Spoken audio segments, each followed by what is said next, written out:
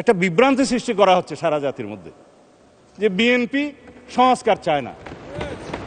বিভ্রান্তি সৃষ্টি করা হচ্ছে বিএনপি জুলাই জাতীয় সনদ মানে না। আমাদের মাননীয় বিরোধী দলের সদস্যগণ তার ভাষণ শুনতে চান নাই, ওয়াকআউট করেছেন, ভালো কথা, কিন্তু তার ভাষণের উপর আলোচনা করছেন এবং 50 ঘন্টা আলোচনা হবে ইনশাআল্লাহ। আগামী কালকে অথবা পরশু সম্ভবত আরেকটি মুলতবি নোটিশের উপরে আমরা আলোচনা করতে চাইব। আমরা দিচ্ছি না, বেসরকারি সদস্যরা দিচ্ছে। সেখানে এই জুলাই জাতীয় সনদের প্রত্যেকটি ধারা ও উপধারা কি কি আছে সেই বিষয়ে কথা হবে, প্রতিশ্রুতি বিষয়ে। তাদের বক্তব্য অনুযায়ী এই পরিষদের অধিবেশন কেন রাষ্ট্রপতি আহ্বান করলেন না?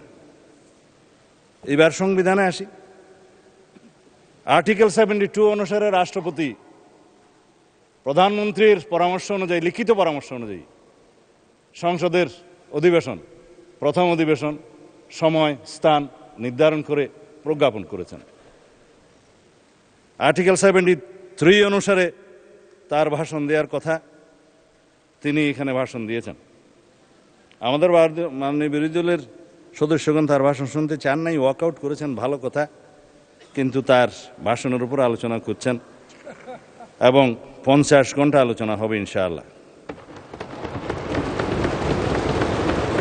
মাননীয় মহামান্য রাষ্ট্রপতির কাছে সংবিধান অনুযায়ী আমাদের কোনো কোনো সদস্য এখানে আছেন, উপদেষ্টা হিসেবে শপথ নিয়েছেন।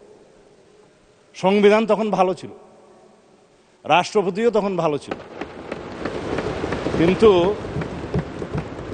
ভাষণের দিন উনি মনোপুত হলেন না আর কি। যাই হোক, এখন এই আদেশটা নিয়ে যে আমরা আলোচনা করব, আদেশের অনুবলে যে সংবিধান সংস্কার পরিষদের অধিবেশন কেন আহ্বান করা হবে না তার উপর যে আলোচনা করব, আদেশটা কি? কিছু কিছু জবাবের মধ্যে চলে আসবে। মাননীয় বিরোধী দলের একজন সদস্য বলেছেন এই আদেশটা বৈধ আইন। এইখানেই হচ্ছে বিতর্কটা। এই আদেশটা বৈধ আইন না। রাষ্ট্রপতি আদেশ জারি করতে পারতেন, পাস্ট টেন্স।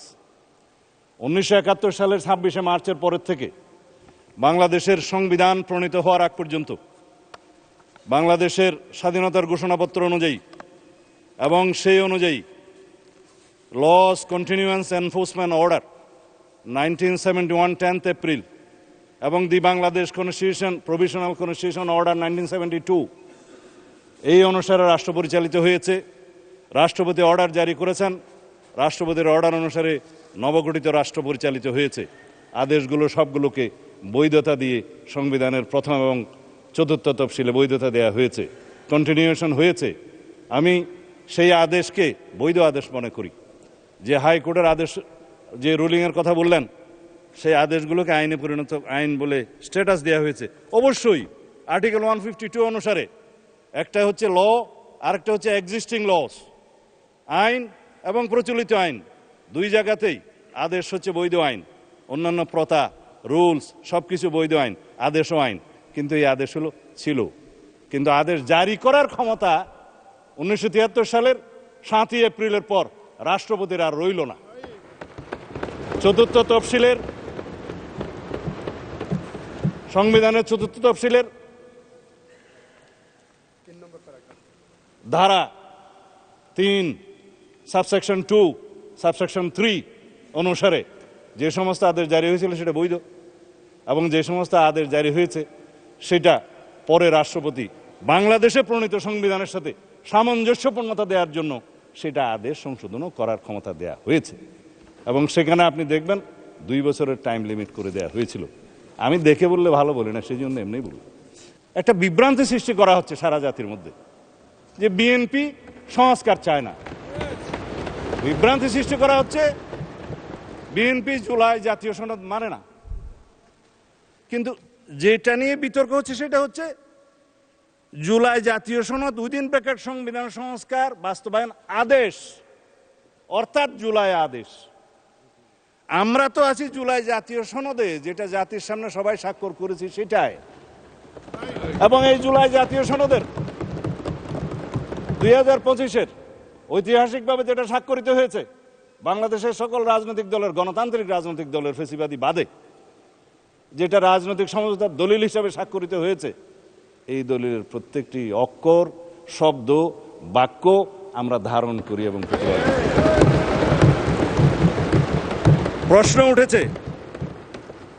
প্রশ্ন উঠেছে যে আমরা এই আদেশের অনুবলে কেন আমরা গণভোট যেটা অনুষ্ঠিত হয়েছে সেটা মানছি না। আসেন, গণভোট অনুষ্ঠিত হয়েছে, এই গণভোটের প্রস্তাবক তো আমরা ছিলাম। আমি প্রস্তাব দিয়েছিলাম বিএনপির পক্ষে যে অন্যান্য রাজনৈতিক দল জুলাই জাতীয় সনদ যখন স্বাক্ষরিত হবে, তখনও হয়নি, সেটার আইনি ভিত্তি দেওয়ার জন্য সবাই একটা দাবি উত্থাপন করলেন। বললাম হ্যাঁ, জনগণের সম্মতি নেওয়া যায়। এই জুলাই জাতীয় সনদের পক্ষে জনগণ আছে কি নাই? কারণ এই জুলাই জাতীয় সনদের দুইটা ভাগ। প্রথম ভাগ হচ্ছে সংবিধান সংশোধন সাপেক্ষে আমরা সংস্কারের বিষয়সমূহ এখানে বলা আছে 1 থেকে 47 সংবিধান সংশোধন সাপেক্ষে সংস্কারের বিষয়সমূহ লেখাই আছে। সংবিধান সংশোধন সাপেক্ষে সংস্কারের বিষয়সমূহ যদি এই জুলাই সনদের পক্ষে জনগণ হ্যাঁ বলে, তাহলে পরে আমরা সংবিধান সংশোধন করতে পারবো সেই 47টা বিষয়ে, উইথ নোট অফ ডিসেন্ট। প্রত্যেকটা নোট অফ ডিসেন্টে বলা আছে যে সমস্ত রাজনৈতিক দল বা জোট তাদের নির্বাচনী ইশতেহার উল্লেখপূর্বক যদি জনগণের ম্যান্ডেট লাভ করে, তাহলে তারা সেই মতে ব্যবস্থা গ্রহণ করতে পারবে। আগামী কালকে অথবা পরশু সম্ভবত আরেকটি মুলতবি নোটিশের উপরে আমরা আলোচনা করতে চাইব। আমরা দিচ্ছি না, বেসরকারি সদস্যরা দিচ্ছে।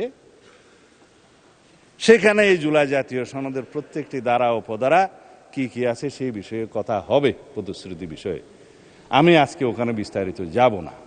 এটার দ্বিতীয় ভাগ হচ্ছে যে সমস্ত সংস্কারের বিষয়ে আমরা একমত হয়েছি, সেই বিষয়ের মধ্যে কিছু আইন আছে, সংশোধন করতে হবে, কানুন আছে, বিধি আছে, বিধান আছে, সেটার জন্য সংবিধান সংশোধনের প্রয়োজন হয় নাই বিধায় ইন্টারিম গভর্নমেন্ট অনেক অধ্যাদেশের মাধ্যমে সেগুলো সংশোধন করেছেন, এক্সিকিউটিভ অর্ডারের মাধ্যমেও করেছেন। আমরা এগ্রিড হয়েছি। তবে সেই সমস্ত অধ্যাদেশগুলো বিধান মতে বাংলাদেশের নির্বাচিত জাতীয় সংসদে উত্থাপন করতে হয়েছে। আর্টিকেল 93 অনুসারে আইনমন্ত্রী সেটা করেছেন। And this is the supremacy of the parliament, and this is the sovereignty of the people, and this is the sovereign house of the nation.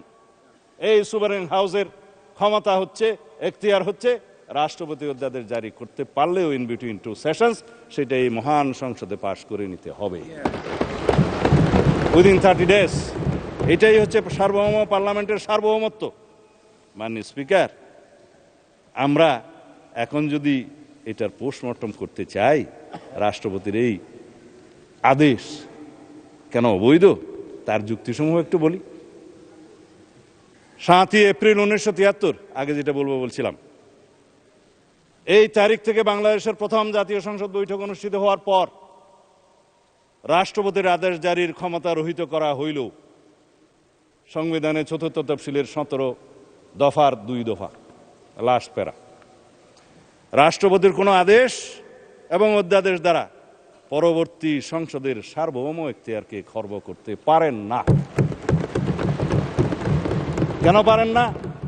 Article 7, রাষ্ট্রের সকল ক্ষমতার মালিক জনগণ, এবং সেই জনগণের সার্বভৌমত্ব এখতিয়ার প্রয়োগের মাধ্যমে এই সংবিধান হচ্ছে সর্বোচ্চ আইন।